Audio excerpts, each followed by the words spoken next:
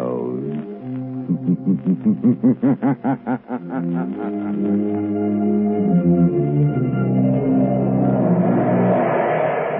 Blue Coal presents The Shadow, the man of mystery who strikes terror in the very souls of sharpsters, lawbreakers, and criminals.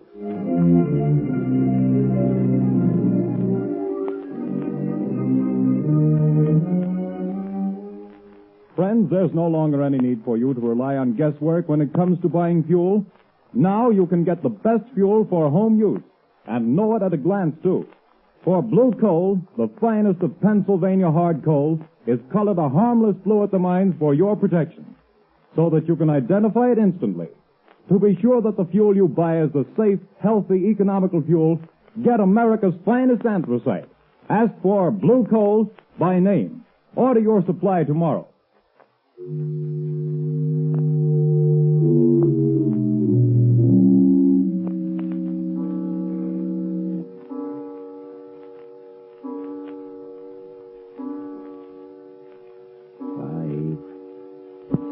Arthur, don't, 7, please. 8, 9. This is the hour, my dear. I can't stand it, I tell you. Always at 9 o'clock it comes. But if I hear that horrible thing again, I'll go crazy. Oh, this awful house. But it's quiet, my dear. Way out in the country like this, I can install my laboratory here as soon as I get around to it. As for these strange sounds, well, haunted houses have always fascinated me. I've always wanted to meet a ghost, shake hands with him, invite him to tea. Stop talking like that. It's serious. Oh, I've tried to stand it for your sake, Arthur, but I don't know how much longer. My heart isn't strong, and I... Hear it? But that's only the wind, isn't it? No. It always starts like that. You know it does. Don't move. Listen. Arthur, it's coming. It's coming. It's coming. A ghost, eh? Well, we'll see. I'll meet him this time. I'll meet him halfway, too. Stop! Stop! Come. We'll both meet him. Give me your hand. No! Carolyn. Carolyn, it stopped. Can't you hear me? Goodness me. Has the shock killed her? No, her heart still beats. She's only fainted again. Just pass out there.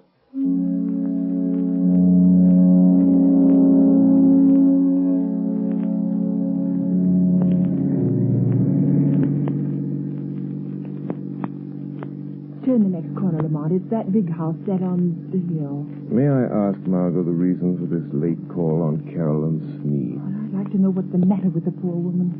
I got an awful shock when I saw her in town last week. She looks positively haggard. I never saw such a change come over a person. Married life may not agree with her. She was a spinster for close to 40 years, wasn't she? I know, but I think she was foolish. Carolyn has nearly $1 million in her own name. She didn't have to marry. Yes, but right now I'm not the shadow. Remember, I'm just your patient chauffeur, darling. Lamont Cranston, in need of a rest from my famous mystery man role. That last adventure took a lot out of me, you know. Well, a marriage problem is hardly as... Seriously, though. Nobody knows anything about this man she married. He came into town 6 months ago, met Carolyn in some accidental manner at the county fair, and proceeded to rush her off her feet. I've met him only once, but I don't like his looks. Something sinister, I gather. Hence the shadow idea. Well, who is he anyway? Professor Arthur Sneed, I believe he calls himself. He has a small office in town where he's supposed to be working on inventions or something. Well, here we are. Usually pretty level-headed, Margot, but don't let your aversion for this man we're seeing be too apparent.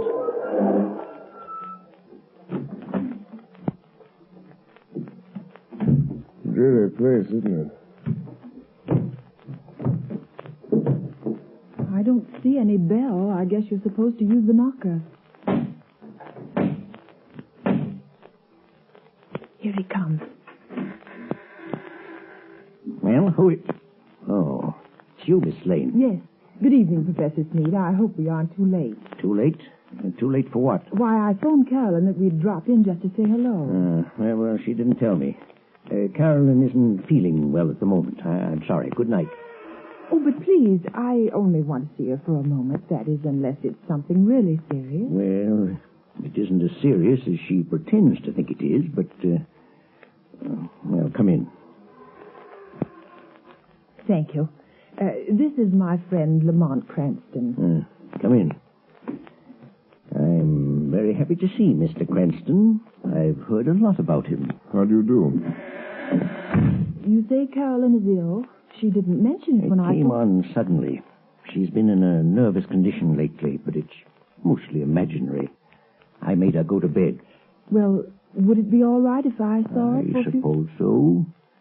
Go on up if you like. Well, thanks. I'll only be a few minutes, Lamont. What seems to be the trouble with your wife, Professor Sneed? Oh, she's run down, I guess. Frightfully nervous. She has some absurd notion that this place is, well, haunted. Haunted? It's only the wind, of course, and the creaking of an old house. Ghosts. She keeps talking about ghosts. And I can't persuade her that there are no such things. Of course, old houses have a habit of getting themselves haunted, Professor. As for myself, I'm not so sure there aren't such things as ghosts. But surely, Mr. Cranston... Oh, not the conventional sort, perhaps, but... I mean people's spirits. Souls, whatever you want to call them. Haunting the places where they've been unhappy. Very interesting, I'm sure. But a lot of tosh. I put no stock in it. No? I'm just noticing that rather rare book on the table, Professor. Neuroses of Death. What? If you're interested in that, I'm sure you must be interested in ghosts. I understand its morbid analysis of the factors of violent death are quite interesting. What do you know about it? Oh, I read all sorts of things, Professor. Professor Sneed. Oh, yes, Miss Lane? Carolyn wants her sedative. Oh, yes. I'll go up and give it to her. Did you find her comfortable, Miss Lane? Well, I think Carolyn is seriously ill. Yes, but more nerves than anything. Excuse me just a moment, won't you? Lamont, there's something wrong here. I was afraid there was. I don't know what it is, but it's something terrible. What's the matter with Carolyn? Well, she hardly recognized me, and she talks like one in a trance, as though she were in the grip of some deadly fear. When I suggested sending the doctor over, she shook her head, but I'm going to just the same. I can't help feeling it's that man, her husband. Yes, he isn't very pleasant, is he? His skin has an odd pallor. You see it on men who spent some time in prison. There are many little traits of his behavior that interest me as a psychologist. A remarkable man. But you don't know... I don't know. But I think we'll investigate this more or less formally, Margot. I'll visit the professor tomorrow at his office in town. If there are ghosts involved here, perhaps the shadow can bring them to light.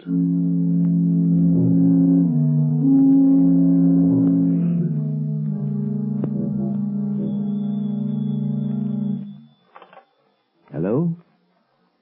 Yes, Carolyn.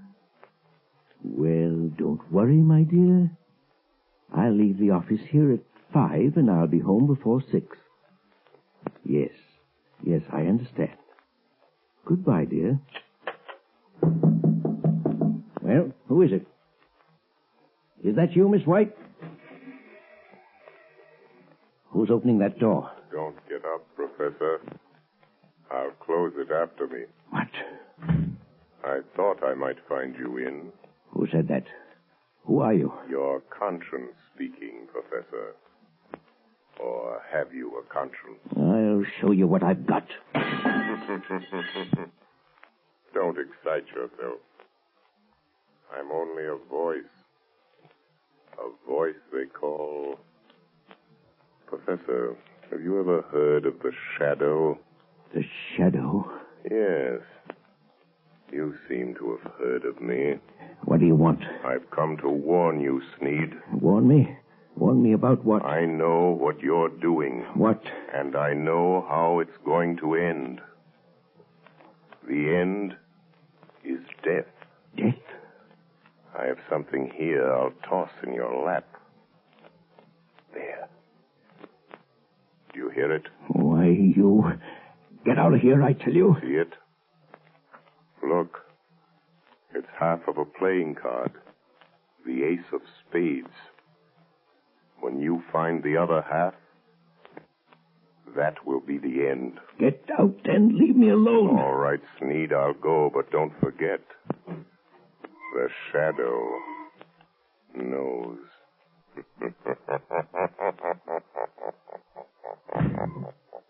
Trying to frighten me with his tricks.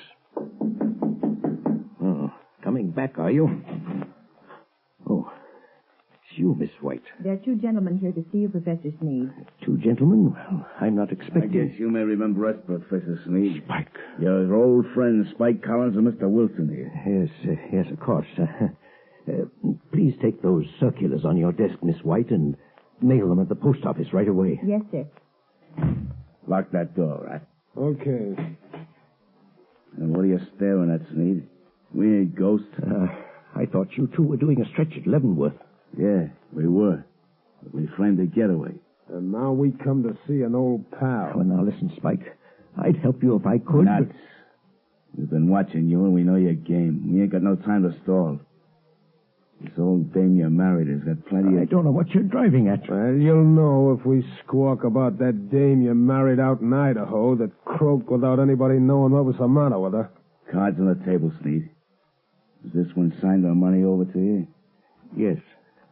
She fixed her will in my favor. Well, what are you doing to get it? Well, she has a weak heart, and... I know. Playing ghost and scaring her to death, eh? Well, that's too slow, Sneed. I got a better scheme. We break into the house, stage a burglary, see? In a scuffle, the old dame gets shot, dead. It's quick. No, you can't do that. No, you'll see.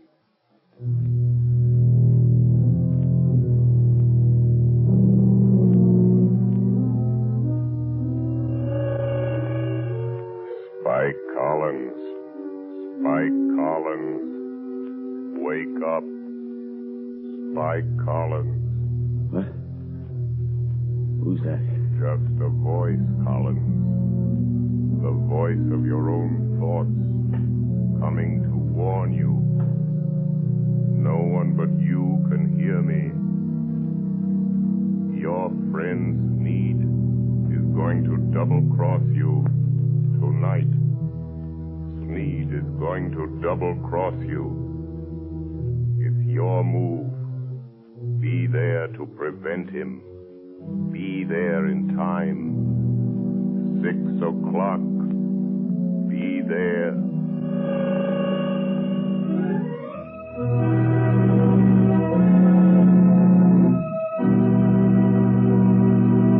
The Shadow will return in just a few moments.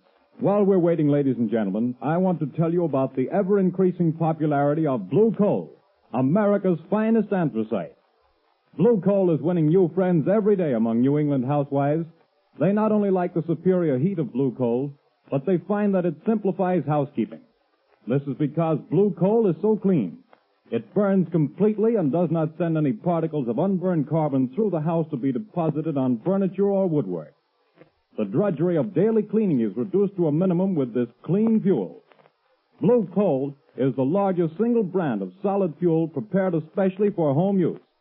Each car is laboratory tested at the mines for purity and size before shipment. Blue Coal is Pennsylvania's finest anthracite. So that you can personally identify this excellent fuel, it is actually colored blue at the mines. Order it by name. You will find the name of your nearest Blue Coal dealer listed in the Where to Buy It section of your classified telephone directory under the name Blue Coal.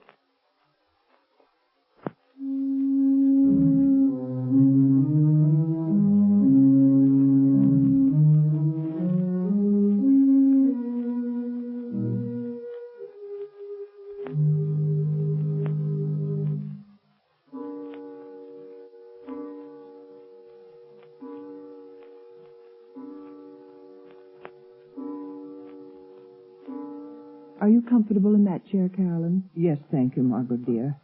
And I do appreciate your coming out here and staying with me. I'm glad to do it. But it's 6 o'clock. Your husband ought to be coming home pretty soon, shouldn't he? He phoned just before you got here and said he was starting. He seemed very agitated. Oh, he's a strange, unaccountable man sometimes.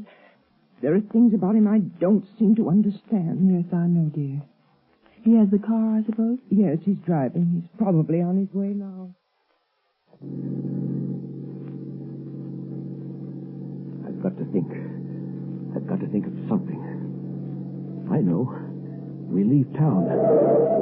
You're driving rather recklessly, Sneed. You again. I'm going to haunt you. Try to forget that I'm here in the rear seat.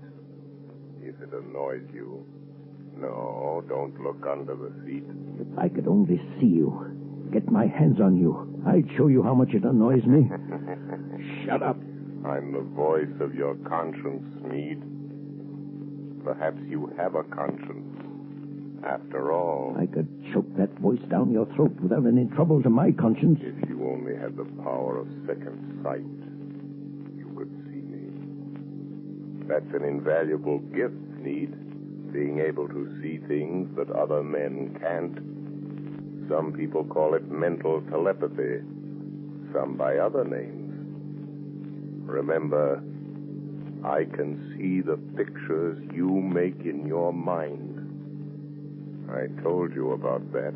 You can warn all you like. That's not evidence. Not in court. A lot of wild guesses that don't mean anything. Well, doesn't it frighten you a little, Sneed? I simply will you not to see me, and you don't. Careful. There's a truck coming down the road. Better sound your horn. Good Lord, the fool's taking up the whole road. It's going to hit you. Look out. It's gone. There wasn't any truck there. No. I willed you to see it. And you saw it. No truck at all. Just hypnotism. Gosh, I'm having hallucinations. But that's the way to dispel hallucinations. Drive straight through them. Be careful. We're near your house. And this old mill road is tricky. What about it? Look, Sneed. There's a man in the road ahead of you. There is, eh? Really? Why, it looks like one of your two pals that called on you today. I knew he would be here, Sneed. Really? You're going to hit him if you don't watch out. More of your hallucinations. You think that I'll believe you again, don't you? Well, I won't. Look out. I hit him. This time, it was no hallucination, Sneed. He was in front of you.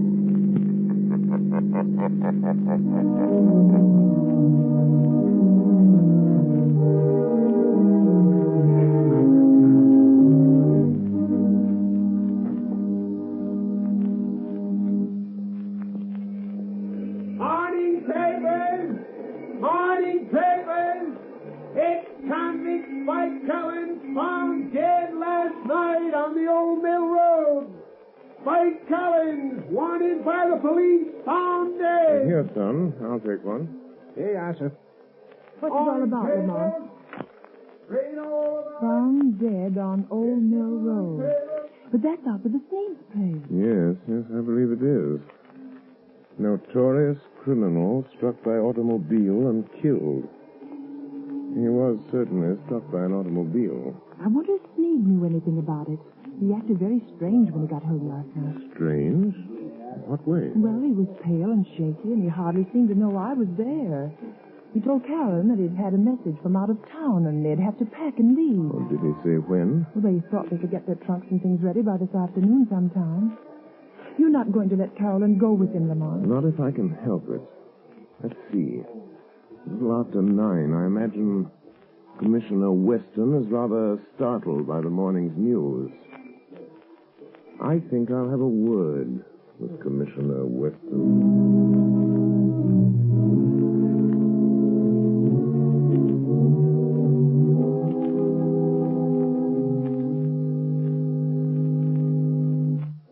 Weston. They're sending Collins' body into the morgue.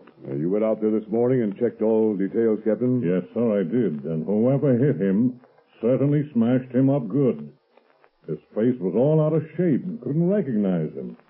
But we found these in his pocket. Now, let's see. A letter from his girl out west, looks like. Insurance policy.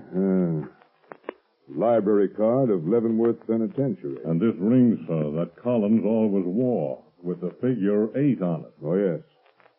Well, it's a good job done, whoever did it. Tag that stuff and file it. Yes, sir. Let me know when the wagon gets here. Yes, sir. Police Department, Commissioner Weston speaking. Good morning, Commissioner. This is your good friend, the Shadow. Oh, yeah? Well, what the blazes do you want? To be of a little assistance, as usual. Yes, I see. I'm getting tired of this rigmarole, though heaven knows things happen when you phone. And what's the assistance today? Why didn't you investigate the ghost that haunts Sneed House, Commissioner, on the old Mill Road? Well, you missed up on that one, Mr. Shadow. I don't put much stock in ghosts, but we went out there and checked up, searched the house. There's no evidence. No. Go again today, Commissioner.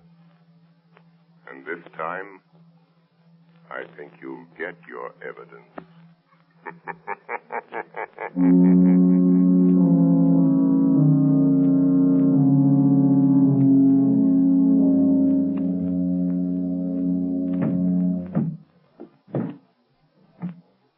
Is that the last drunk, Arthur? Yes. The expressman won't be here until 4. Another hour yet. Why don't you go up and lie down a while, Caroline, Yes, I will. I'll try to sleep a little now that it's daylight. You told the milkman we wanted to pay him. He's coming back before we leave. Good. Well, that must be him now at the back door. Get back.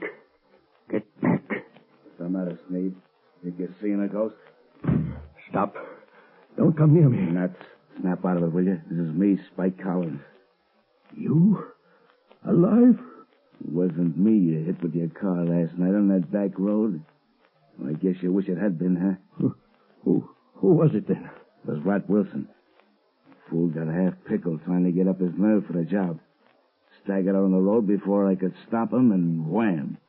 It was all over. Wilson, eh? So there was my chance, see? Him and me about the same size, his face and hands all smashed flat. I put my stuff in his pockets, my ring and what was left of his finger. There I was, dead. And all that time you was giving me the double cross.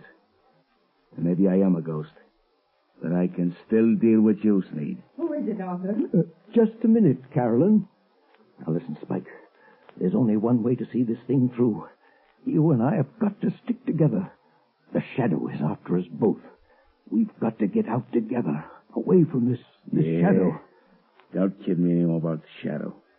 You see this cat? I'm here on business and I'm going through with it. Put the old lady out of her misery. Good Lord. What's the matter? There. On the table. Nothing but a torn playing card. The ace of spades, or half of it. You've got to stop it, Spike. You've got to stop. Arthur, what's the matter? Who's this man? Carolyn, this is a friend of mine. Friend? Sure, a friend. But I don't understand. The pistol, Yeah, that's my way of doing business, lady. Your husband does it different. He's been scaring you to death, ain't he? Making you think the place was haunted. You know how he always does it? Stop it, Spike. He used to be an electrician, see? He rigs up a sort of electric sound box with a remote control switch. He usually puts the switch over here by the door. Yeah, here it is. what's it all about, Arthur? The ace of spades. The end. Death. When he turns the switch, you hear the ghost dance. All you have to do is turn this knob. That's the way it works, lady. But I hear it. Arthur, I hear it. Turn that thing off, you idiot. What? I haven't turned it on. You haven't. Then what's making those sounds? I am. What's that? It's him. He's come. A shadow. I am coming up these cellar stairs. I will enter and stand beside you. Where is he? Stand back or I'll shoot. When I enter, I will touch one of you on the shoulder. Stop him! Stop him! And that one will die. It's the cops. Come here, Sneed. It's a plant. You called in the cops. No, don't shoot, Spike. The jig is up. You can have the bullet I was going to give your wife, you double-crossing skunk. Oh, you killed him. Come on, here we are. Go through that side room, boys. Okay. Stick him up. I got him. Now stand still around. Break your arm. Now, hand over that gat. All right. I'm through. You win. Spike Collins. Spike Collins? I thought he was... I thought you... Say, what is this? Who was that guy that got killed over here last night? Come clean, Collins. Whoever it was, I didn't do it. Who's that? Where are you? Don't be alarmed. I am here behind you, in the shadow. Oh. So you're here, Shadow, eh? Maybe you know who got killed here last night. The man killed last night, Commissioner, is a ghost. Oh, yeah? There are now 2 ghosts in this little adventure. Mr. Collins will probably make the 3rd. You really should believe in ghosts now, Commissioner. And in shadows.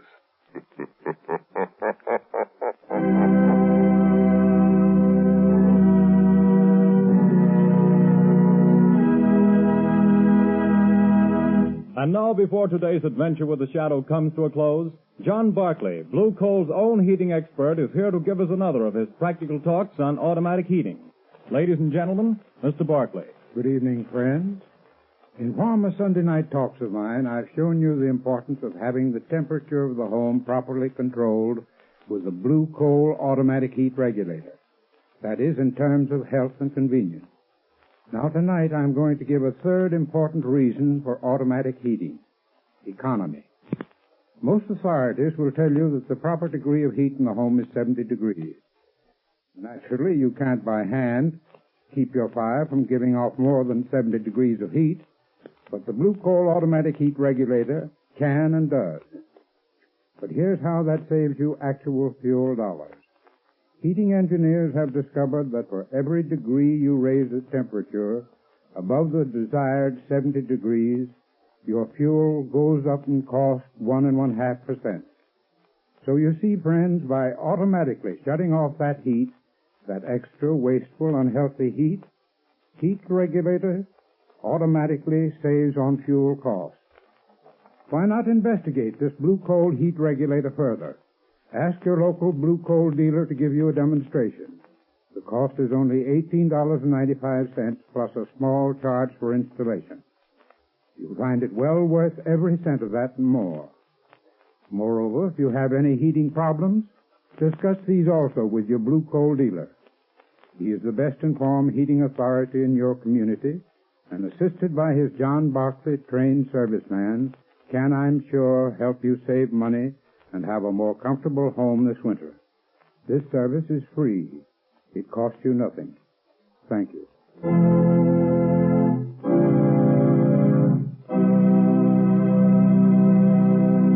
The Shadow adventure you have just heard is copyrighted by the Shadow magazine. The characters in this story are entirely fictitious. Any similarity to persons living or dead is purely coincidental.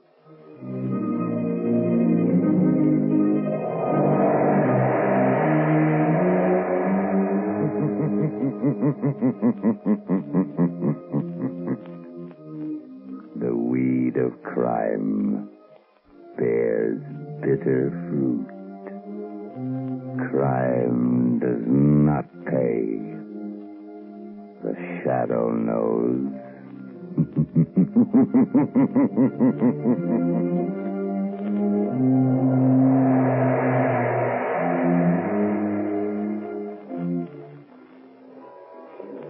Extra! Extra! Hear all about it! Next week, same time, same station. The Shadow's latest adventure. Extra! Extra!